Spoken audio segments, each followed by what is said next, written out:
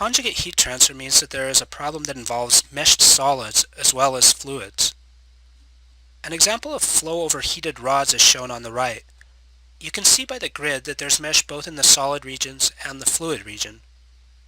The velocity vectors show that the flow is solved in the fluid region only, as you expect, and the temperature contours show that energy is solved in all regions, and that the solution is coupled between the fluid and the solid regions.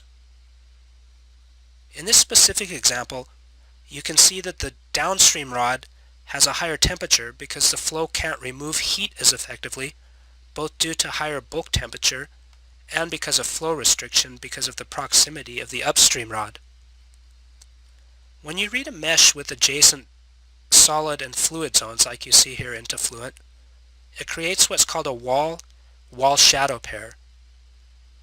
The default thermal boundary condition for a wall-shadow pair is a coupled thermal boundary condition where you have both continuous temperature and continuous heat flux, which means that by default the energy will be balanced automatically across both sides of the wall. It is possible to uncouple the wall-shadow pair and specify different thermal boundary conditions on each side, but this is a somewhat uncommon usage of that boundary condition.